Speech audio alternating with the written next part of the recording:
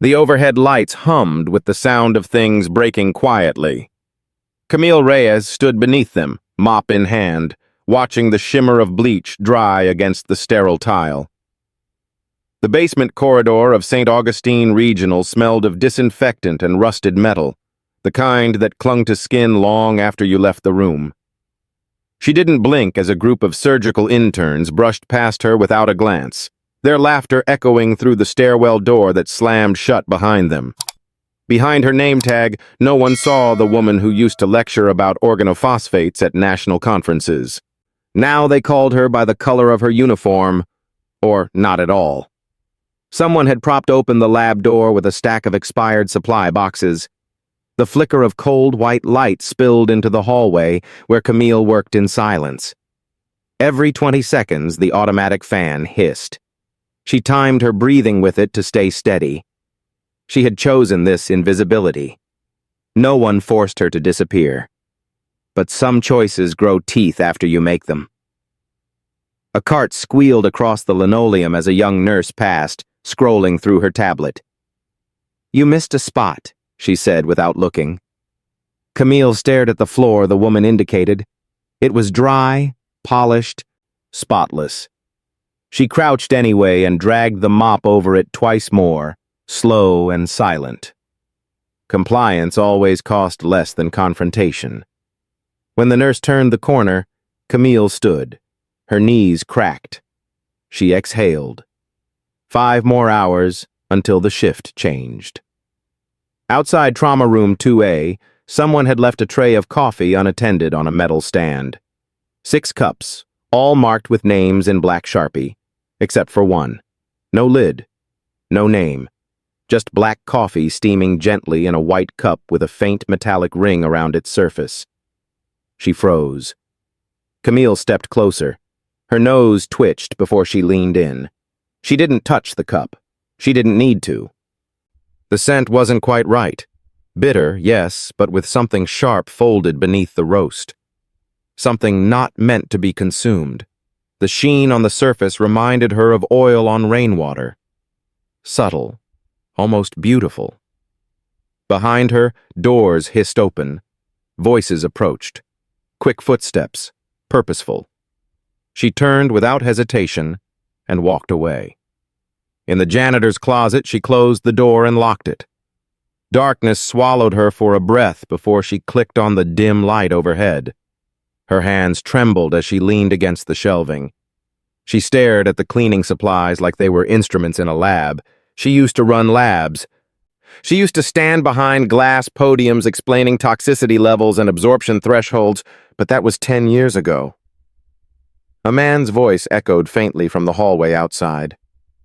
"Whose is this? There's no name." She heard nothing more. Camille closed her eyes. Her palms were sweating. That cup had not been prepped by accident. Someone had left it there for a reason. In a hospital where mistakes were measured in seconds and heartbeats, that cup was a message. She slid down the wall and sat on the cold floor. A memory rose without permission. 14 years ago, her research team had flagged a batch of contaminated nasal sprays in a pilot study. Trace levels of mercury compounds, unstable and prone to convert into something worse under heat. The company buried it. She went public. The price was her credentials, her future, her voice. Since then, Camille Reyes hadn't held a pipette or worn a lab coat. And yet, she could still smell danger. The hallway outside grew quiet. A rolling cart passed. No one knocked. No one ever came looking for the cleaning crew. She reached into her pocket and pulled out a small notepad meant for chemical restocking. Her handwriting had grown small from years of squeezing notes between floor plans and supply codes. On a blank page, she wrote a single word: iridescence. She underlined it twice. Then she listed what she knew. It had not been there 10 minutes ago. It did not belong to anyone on shift. It shimmered in artificial light. It smelled wrong. She did not have tools. She no longer had lab access or clearance codes, but she had memory, instinct, and an ache she'd tried to silence for over a decade. Back in the corridor, The tray was gone. So was the cup. Camille passed 3 staffers in blue scrubs and 1 tall man in a charcoal suit with an earpiece. Unusual. No one wore suits on the trauma floor. He didn't look at her. That meant he hadn't noticed her. That meant she still had time. She moved to the supply closet near radiology and unlocked it with the master key clipped to her waistband.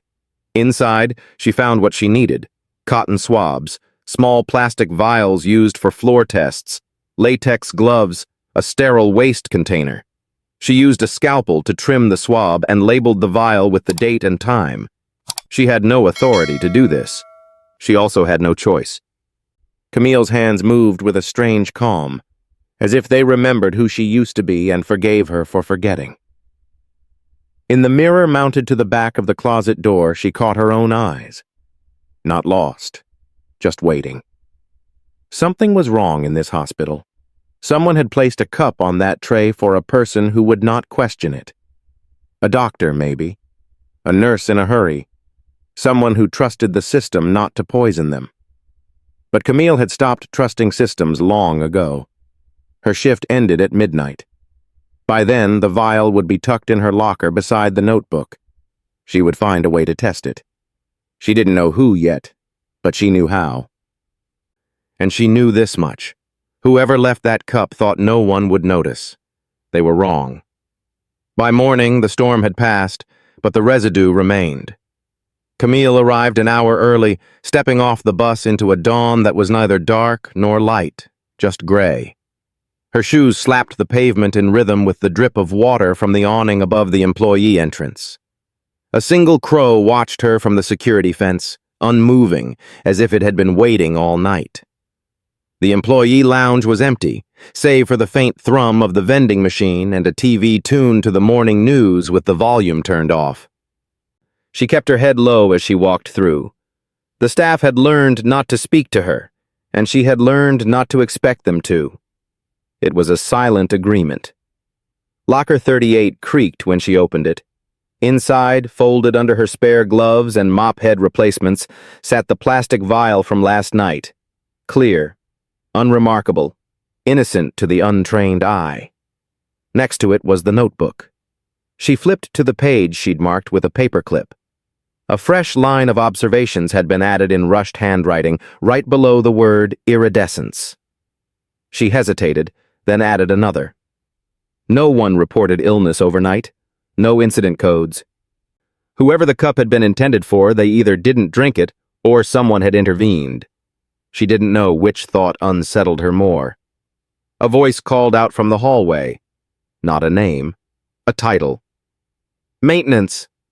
Camille stepped out, eyes meeting the man in the charcoal suit from the day before. He was taller than she remembered. Clean-shaven. Government shoes. A lanyard badge flipped backward against his blazer. "You have a minute?" he asked. She followed without answering.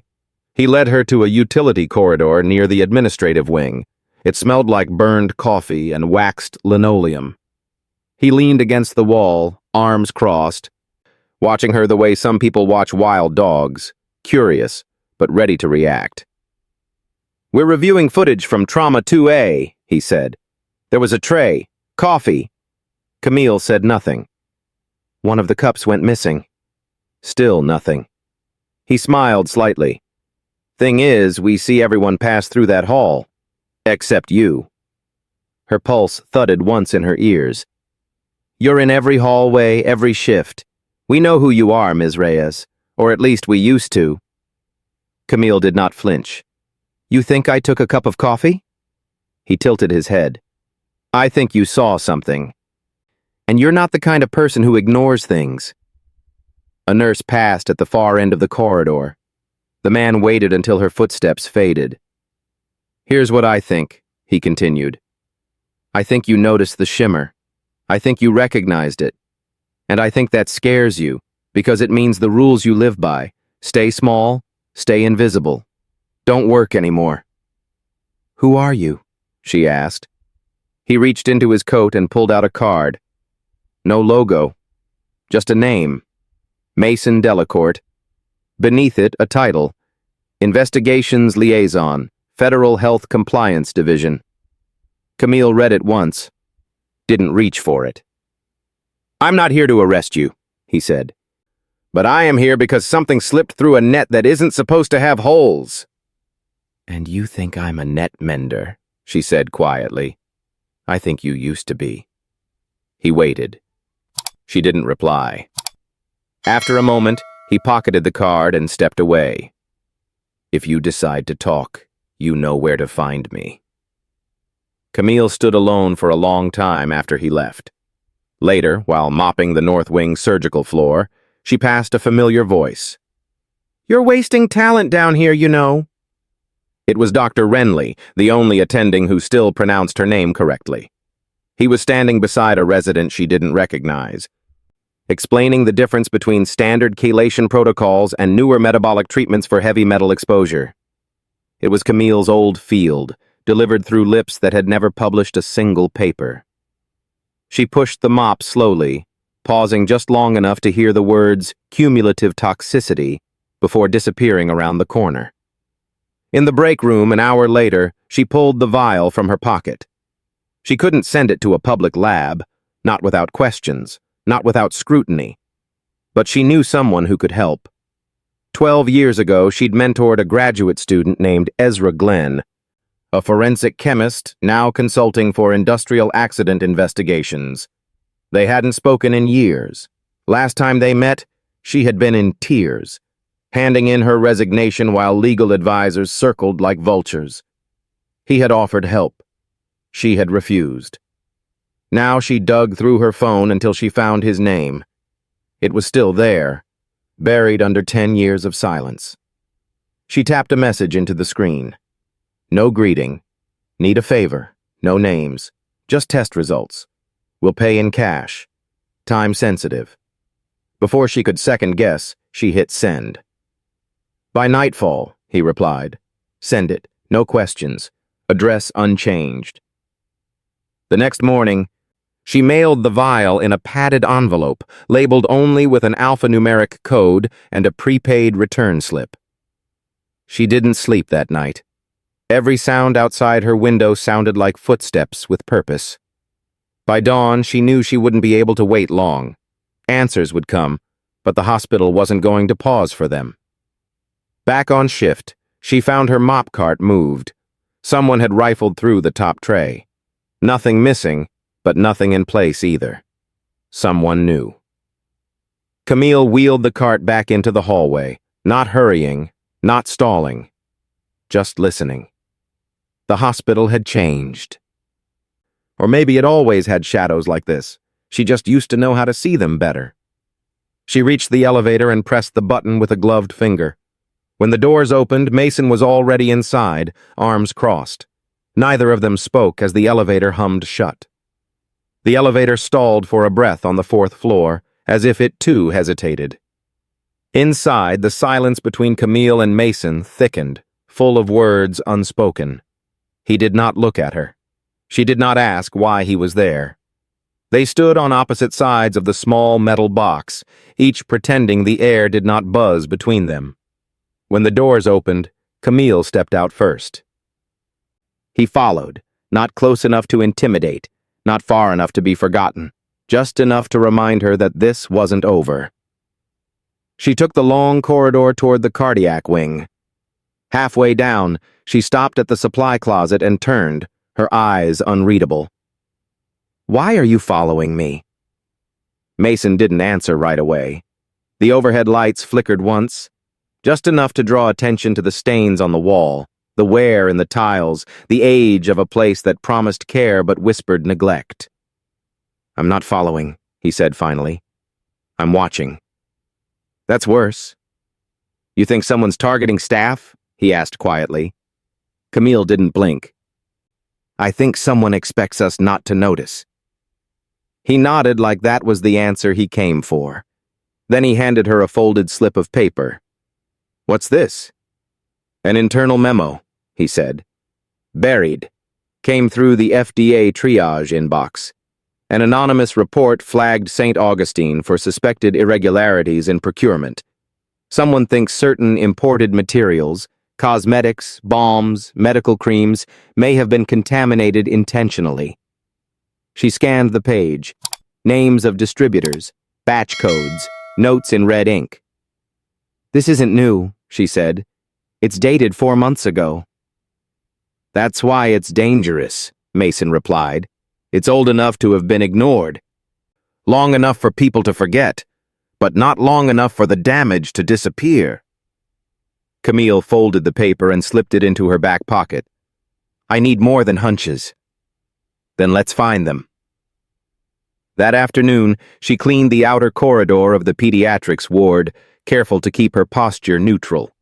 She noticed a pharmaceutical rep delivering boxes of cream to the nurse's station, the same brand she had seen in the operating prep room. She watched the delivery like it was a handoff in a spy film. No one else even looked twice. She marked the time in her notebook. At the end of her shift, Camille headed to the loading bay instead of the locker room.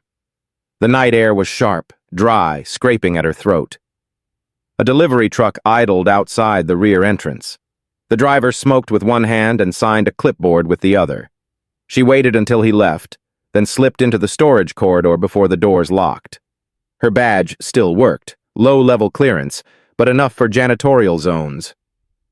The supply closet near the rear dock had no camera, no motion sensor. Inside, rows of stacked boxes rose like narrow towers. She moved between them with purpose. On the third shelf from the back, she found it. A shipment of dermazine healing balm, imported, unsealed.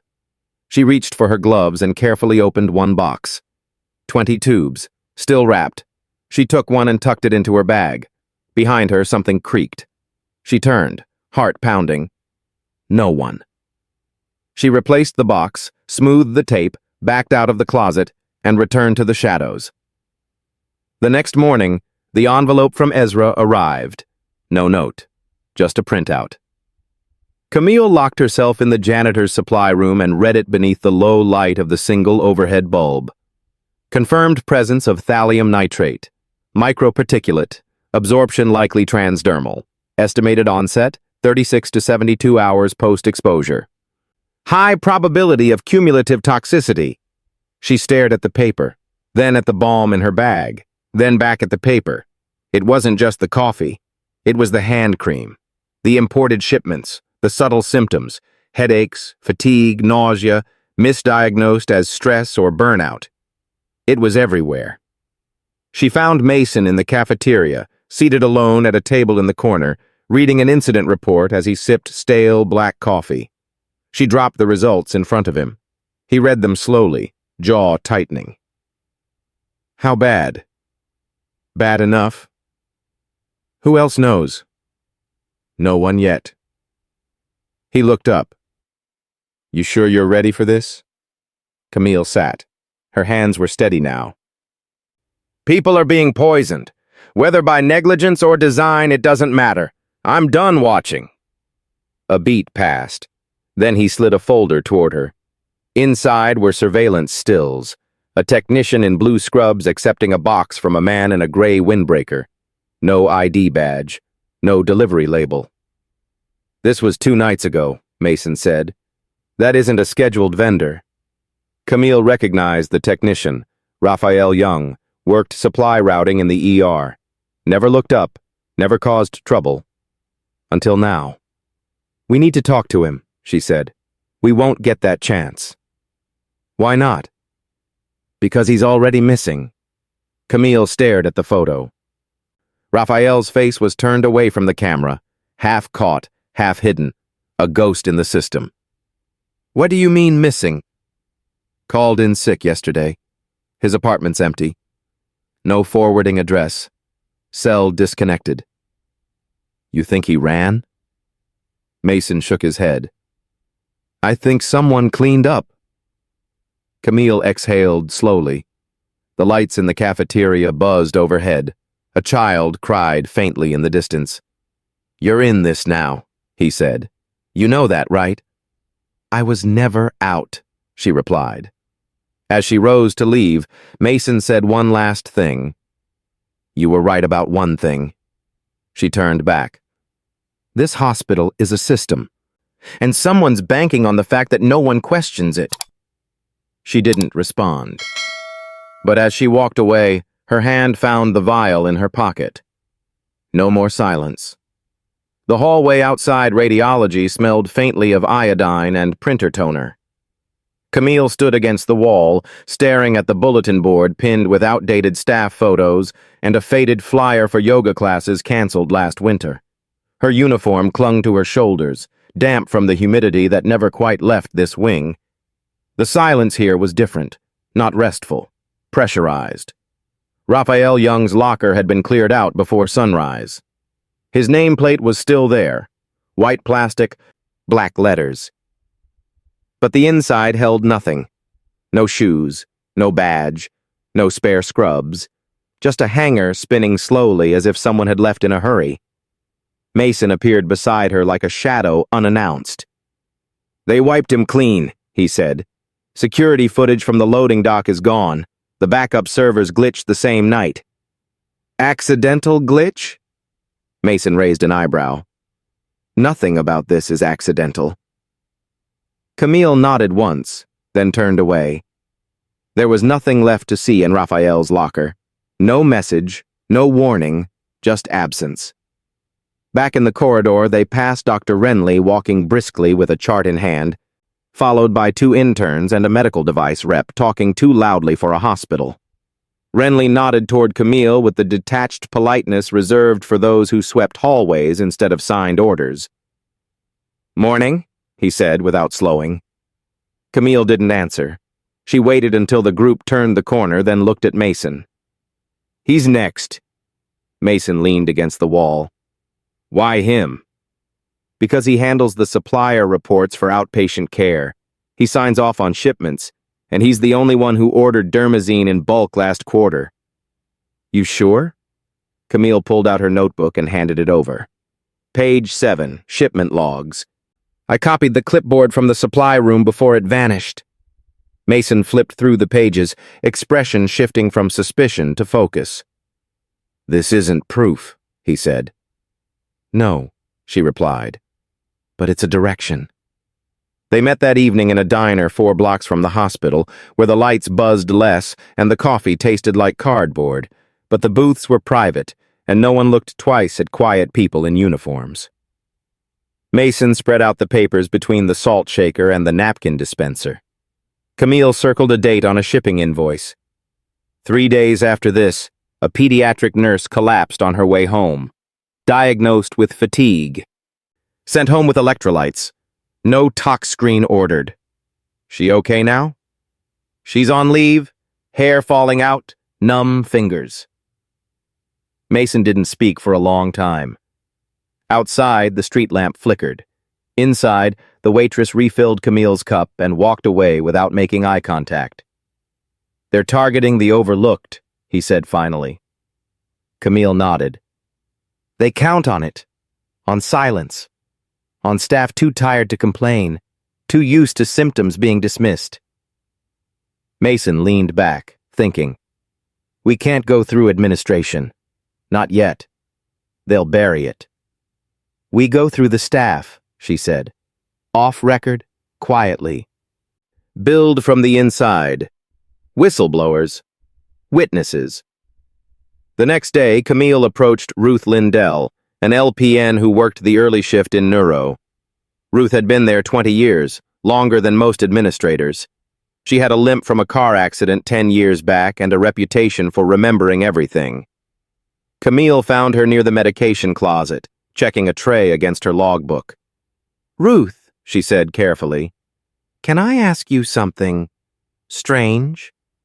Ruth looked up with the weariness of someone who'd heard it all but was willing to listen once more. Camille lowered her voice. "Do you remember the dermazine shipment that came in last month?" Ruth paused, squinting. "Yeah, we only got 1 box. Supposed to be standard antiseptic for wound care, but it smelled weird, like metal. Did anyone use it?" "Not after Marla tried it and broke out in hives. We tossed the rest." "Was it reported?" Ruth's eyes narrowed.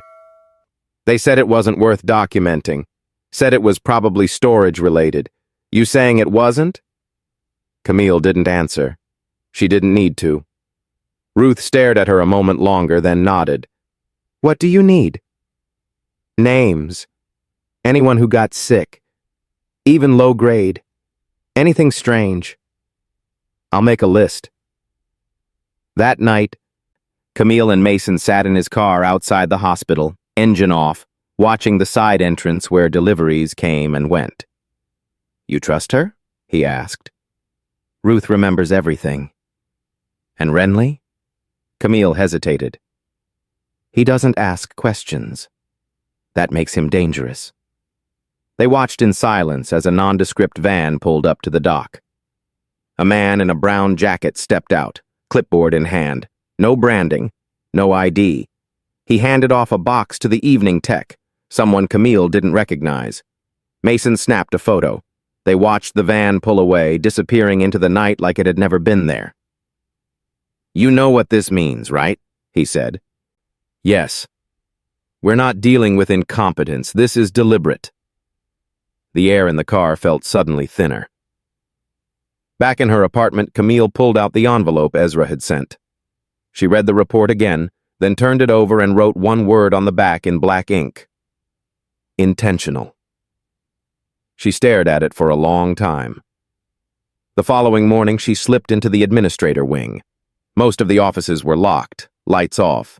She moved quietly, glancing behind her only once. Dr. Renly's office door was cracked. She stepped inside. The air smelled faintly of lavender and printer ink. On the desk were 2 mugs, 3 folders, and a shipment ledger. She opened the drawer. Inside, beside the standard forms, was a stack of signed receipts from a private distributor.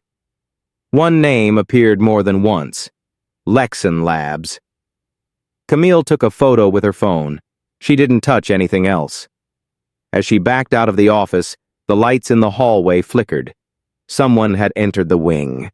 She moved quickly, ducking into the adjacent closet, heart pounding. Footsteps passed. Slow. Measured. Stopped. A shadow paused outside the closet door. Not moving, not knocking, just listening.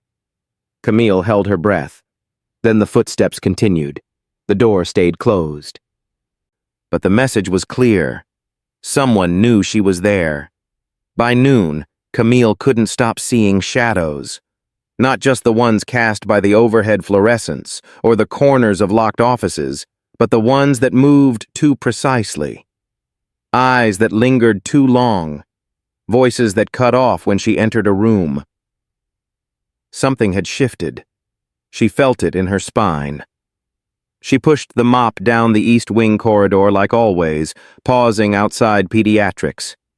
Inside, children laughed, a fragile kind of joy. Nurses smiled behind masks. Parents dozed beside beds.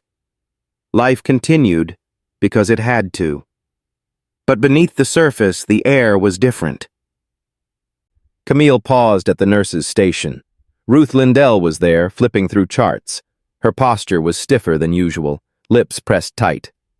Anything? Camille whispered. Ruth didn't look up. She slid a folded paper across the counter beneath a clipboard. Camille tucked it into her pocket without breaking stride. In the supply closet 3 floors down, she unfolded it. Names, symptoms, dates, 7 staffers, 4 patients, all within 2 months. Most were labeled stress-related fatigue. 2 had been placed on leave. 1 had transferred to a different hospital without notice. It was spreading. She picked up her phone and texted Mason. We need to talk. I have a list. He responded immediately. Not here. An hour later, they met in the back row of the hospital chapel.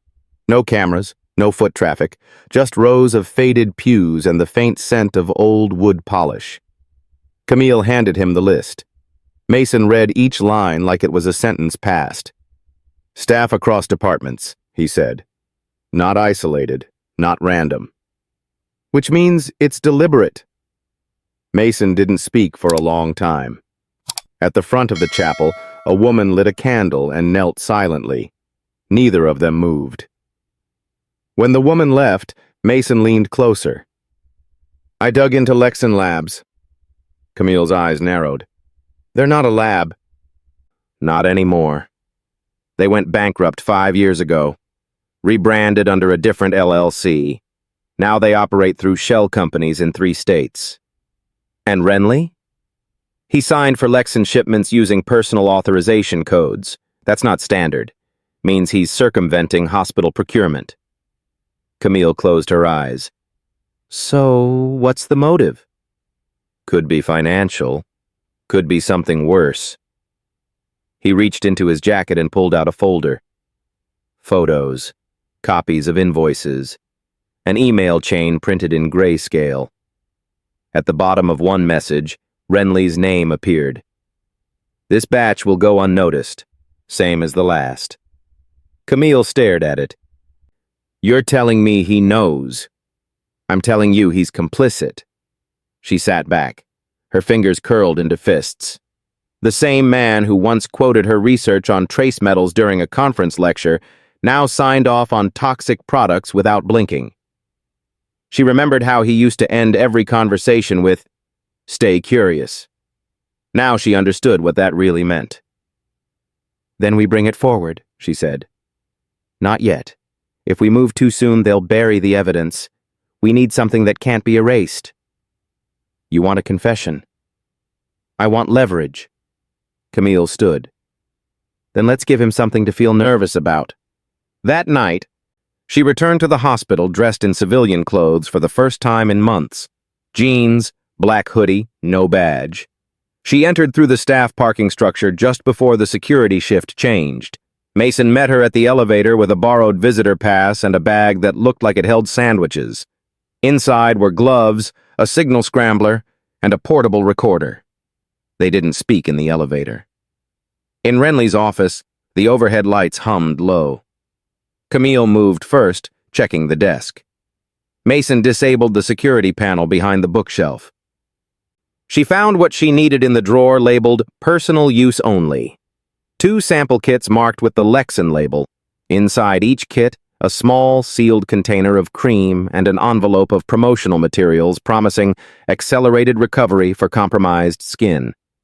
Camille opened one container and inhaled.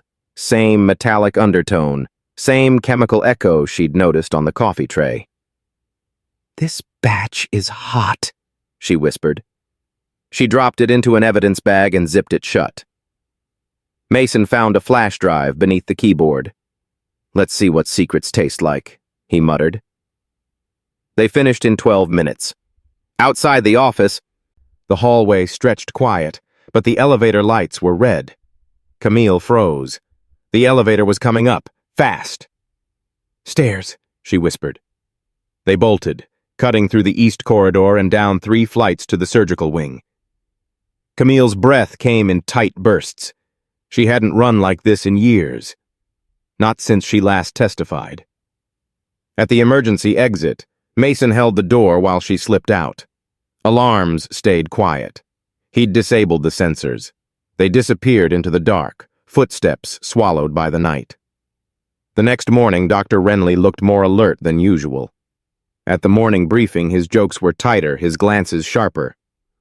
Camille watched him from the corner of the room, disguised by her uniform and lowered gaze. He knew, but he didn't know how much she knew. That afternoon, Ruth passed her a note during rotation. Just 2 words. Patient 0. Camille texted Mason immediately. We need records, not staff. Patients. Who got the first exposure? He replied. Already working on it. Hospital has 3 cases predating our list. All in oncology. All children. Camille stared at the message. Children. She closed the janitor's closet door behind her and leaned against it. Renly hadn't just ignored warnings. He had started with the least likely to be believed. The smallest. The weakest. And now she had names. Not numbers. Names. 3 children.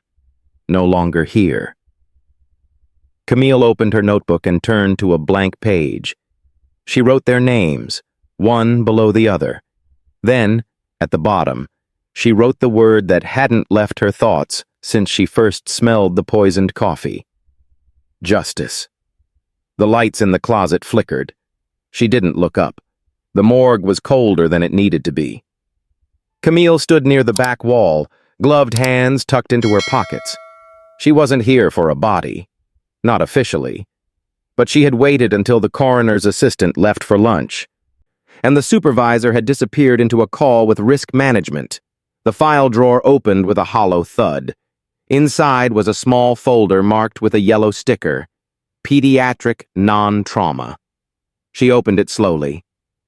The child's name was Noah Rivers. 7 years old.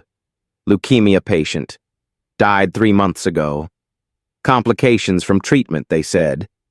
Camille flipped to the toxicology report. There wasn't one.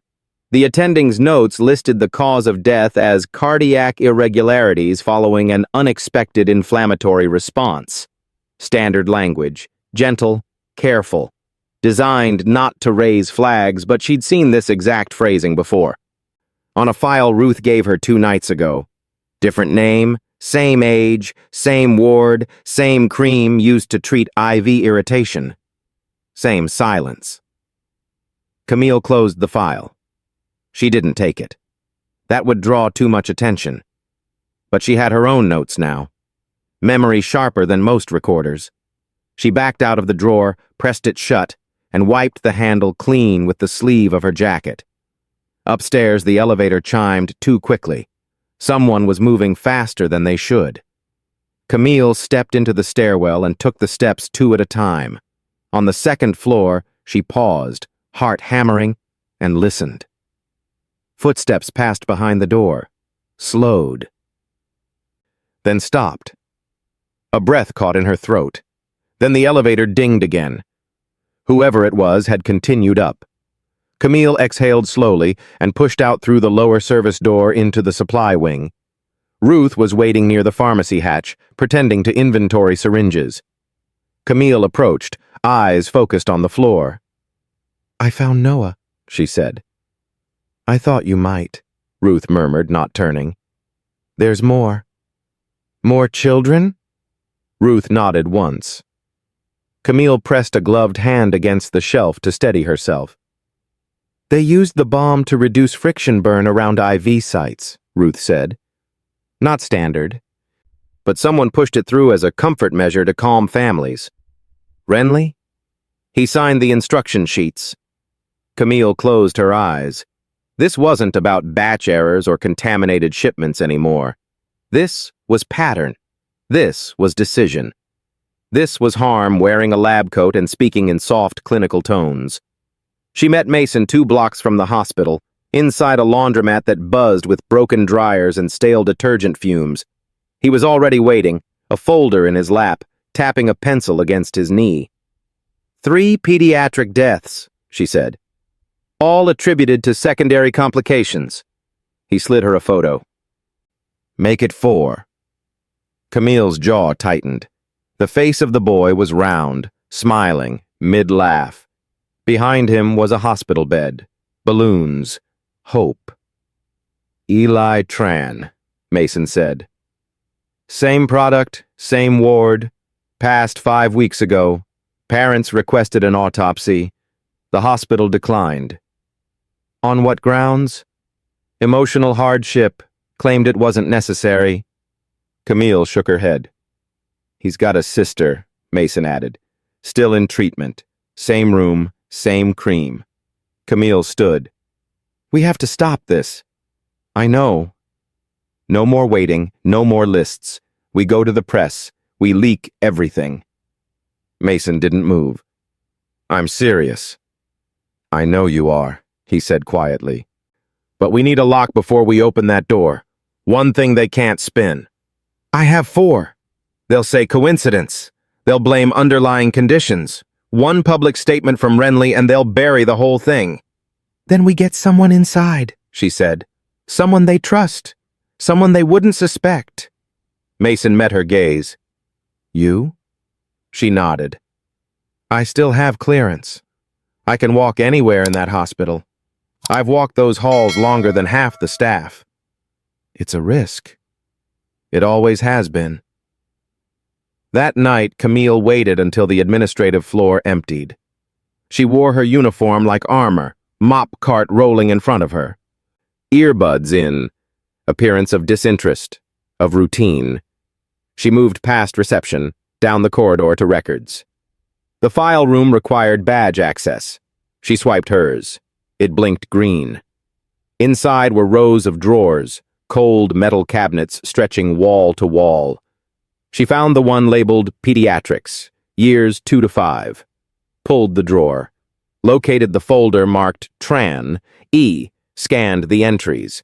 Then she found something new, a requisition form with a signature she didn't expect. Not Renly's. It was the head nurse's. Camille paused. Laura Petrov. She'd seen her every morning for 2 years.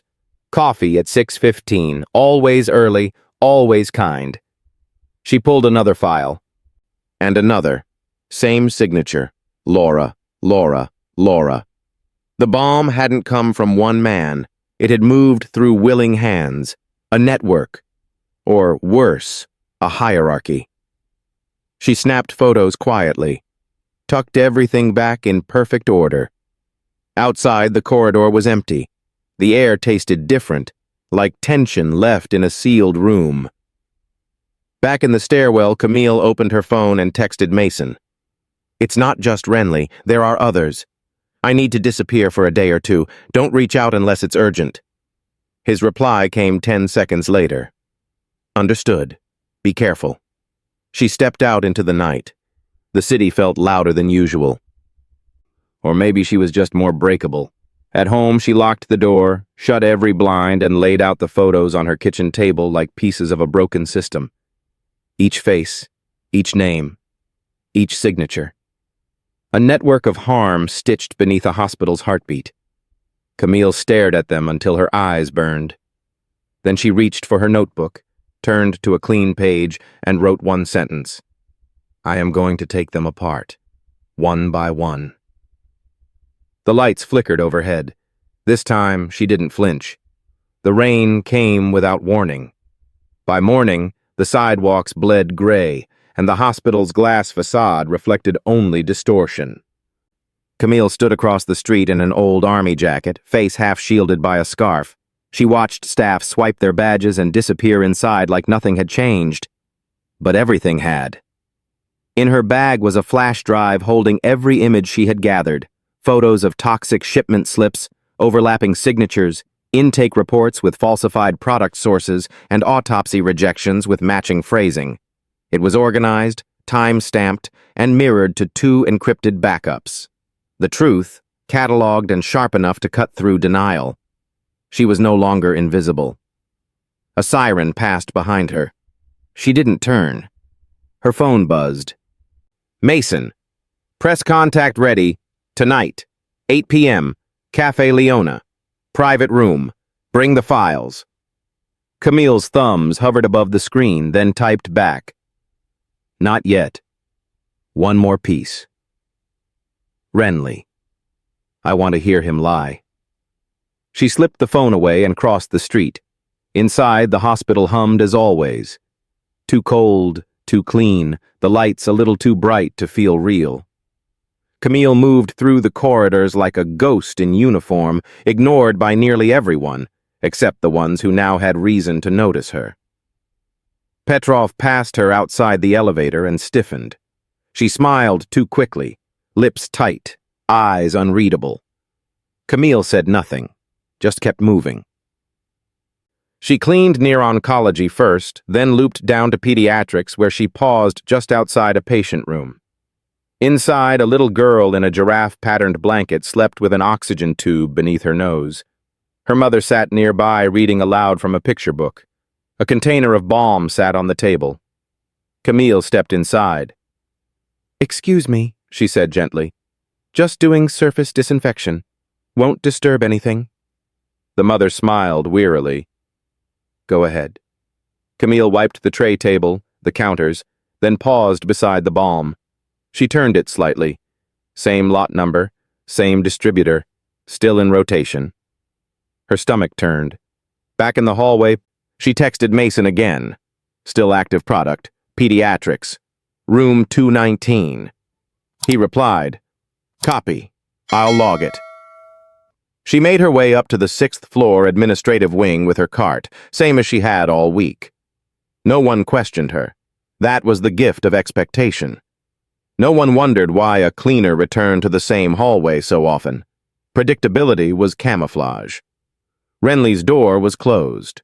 She waited until the assistant left for the break room. Then she knocked. "Come in," he called. Camille opened the door and stepped inside. Renly looked up from his computer, half smiling. "Miss Reyes, isn't it?" She nodded. "I'm just checking air vents. Maintenance sent a notice. You may have poor filtration up here." He leaned back in his chair. "I'd be surprised. This office gets more updates than the entire ICU combined." "Still worth checking," she said calmly. He gestured. "By all means." She moved to the ceiling vent, pulled out a screwdriver from the cart, and climbed the stepladder she'd brought. From that height, she could see the top of his desk, files, his computer screen, an email open, subject line, Lexan Update. She turned on the small audio recorder in her pocket. "Mr. Renly," she said, voice even. "May I ask something unofficial?" He didn't look up. "I'm listening."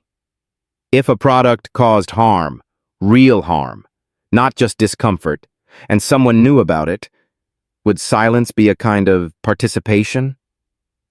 Now he looked at her. Slowly. "That's a philosophical question." "Is it?" Renly stood and walked to the window. Hospitals run on margins. Suppliers run on metrics. A product that works 99% of the time is considered reliable. If we pause everything for the 1%, we lose the machine.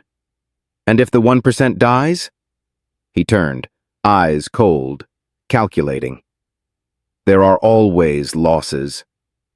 Camille kept her breathing level. "People assume healthcare is clean," he said. "But triage never left the battlefield. We just gave it better lighting." "And what about consent?" she asked. "Do families get to know what products are used, what risks they carry?" "They get outcomes," he replied. "They get hopeful statistics and survival percentages. If they want guarantees, they're in the wrong building." Camille climbed down from the ladder. "You speak like someone removed from consequence." "I speak like someone who sees the bigger picture." She stepped toward the desk, slowly. "You authorized those shipments. You knew." "I reviewed products. I trusted documentation. Signed off under aliases. Routed through dormant LLCs. No clinical review, no third-party verification." Renly blinked. For the first time, something slipped behind his eyes. Not panic, but the recognition of someone who expected silence and got clarity instead. "Who are you really?" he asked. Camille took a breath. "Someone who stopped letting people die quietly." He moved suddenly, stepping toward the door. She didn't flinch. "Is this a threat?" he asked, voice low. "No, it's a witness statement. You just don't know where it's going yet." He reached for the door, but paused. "You'll ruin lives." Camille turned back, one hand already on her cart. "You already have." She exited before he could speak again. Downstairs, she moved faster. Outside, the sky cracked open with a fresh downpour. She stepped under the hospital's overhang and texted Mason. "We're done." He gave me everything without realizing it. "Meet you at 8. His reply was simple. "Good. Press team's prepped. But be careful. I think they've noticed." She pocketed her phone and stepped into the rain. Behind her, through the glass doors, Renly was already on the phone. His eyes scanned the hallway she'd left. He wasn't calm anymore. Camille walked 3 blocks without stopping. At Cafe Leona, she passed the barista, went to the back and slipped into the private room. Mason was already there, a laptop open, thumb drive in hand. He looked up as she entered. "You got it?" he asked. Camille reached into her coat, pulled out the recorder, and set it on the table. His voice, his words, his admissions. They stared at it in silence. "He never asked who I was," she said softly, "because he never thought you mattered. And that," she said, "is exactly why this ends with us." Rain beat against the cafe windows like a warning too late to heed. Camille sat across from Mason, the audio recorder between them, still damp from her coat pocket. Her hands were steady now, the way they used to be when she calibrated glassware in the silence of old labs, before silence became a sentence. The press liaison arrived just after 8, a woman in her 50s with silver-streaked hair and eyes that had seen too many cover-ups. Her name was Teresa Lang. She asked no questions Camille wasn't ready to answer. She just listened, one audio file at a time, nodding slowly as Renly's voice filled the room. "They always say it's about survival rates," Teresa murmured, "until you start asking who gets to survive." She closed the laptop. "This will run in 3 outlets, 1 national, 2 investigative syndicates, names, evidence, internal correspondence. If they want to deny it, they'll have to fabricate a new reality." Camille folded her arms. "And the hospital? They'll circle wagons, issue a review panel, maybe suspend a name or 2. But once this is out, there's no putting it back in the bottle." Mason leaned forward. "What about the families?" "They'll be the first to know. We're verifying the list now. Quiet calls direct, with support." Camille nodded. "Good." Teresa paused. "Are you ready for what comes next?" "No," Camille said. "But it's not about being ready. It's about being too late to turn away." Teresa slipped the drive into a padded envelope and left without ceremony. Silence settled between Camille and Mason. Not the kind they once lived inside. This was something else, something earned. "You think he knows it's coming?" Mason asked. Camille looked out the rain-streaked window. "He knew before I knocked on his door." They didn't go home that night. By morning, the headline ran on the front page of a national investigative outlet. "Toxic silence. Internal hospital documents reveal fatal product cover-up." Names were named. The recordings were verified. Lawsuits were filed before noon. Camille returned to St. Augustine before the board could react. She walked the halls in her uniform, passing staff who had begun to read about themselves in the wrong kind of newsprint. At 10:17 a.m., Laura Petroff was escorted from the building. No cuffs, no announcement, just 2 internal investigators and a silence thick enough to sink a chapel. Ruth found Camille 2 hours later near the south stairwell. "You saw it?" Camille asked. "I watched her walk out," Ruth replied. "She didn't say a word." "Guilt or strategy?" "Both." They sat together on the concrete steps. The kind meant for emergencies but used only by the people who never had another route. "I didn't think it would go this far," Ruth said. "I thought maybe a few tainted batches, a few bad choices." "It's always a few bad choices," Camille said, "until it's a system." The board held a press conference 2 days later. Renly stood beside them, face neutral, reading from a prepared statement. "Unaware," he said. "Shocked," he claimed. "Heartbroken," he offered. But the audio told a different story. The media played it on loop.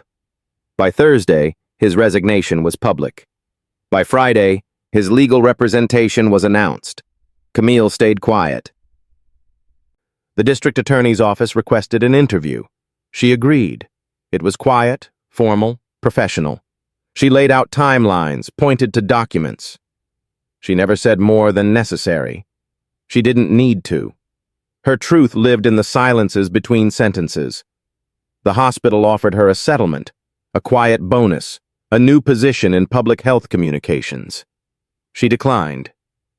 Mason drove her home the day the lawsuit went federal. They said nothing for most of the ride. At a red light, he looked over. You could vanish now, you know. They'd understand. Camille stared at the horizon. I didn't come back to vanish. Then what? To be seen, once. On my own terms. He didn't ask what came after. Neither of them were the type to plan for peace. 3 weeks later, Camille entered the hospital wearing a clean uniform. Staff greeted her now. Nurses nodded. Doctors looked twice. Not all of them liked her, but they saw her. She returned to pediatrics first. The same little girl in the giraffe blanket smiled when she entered. Her mother stood to offer her a hug. Camille declined gently. She wasn't ready to be held. Not yet. Instead, she sanitized the room in silence. Disinfected every surface. Checked the balm container. Different brand now. New supplier. Verified. As she turned to leave, the mother reached for her hand. Thank you, she said. Camille didn't answer. She just nodded. Outside, in the hallway, the lights flickered overhead. She didn't flinch. The new hospital administrator requested a meeting. He asked her what she needed, how they could repair what had been done. Camille handed him a single sheet of paper. On it, a protocol for independent product verification, a rotating staff ethics review, a line item on every patient chart to record product sourcing, and at the bottom, one final request. Mandatory toxicology screens for unexplained decline. No exceptions. The administrator blinked. You want all of this approved? No, Camille said. I want it enforced. He didn't argue. Later that day, Camille stepped into the janitor's supply closet for the last time. She opened locker 38. Inside, her gloves, her boots, her notebook. Still there. Still whole. She pulled the notebook out and tore a single page from the back. She wrote, If you are reading this, you are not invisible. She folded it in half and tucked it into the glove compartment for whoever came next. In the parking lot, she found Mason leaning against the passenger side of his car. You done? For now, she said. He opened the door for her. They drove with the windows cracked.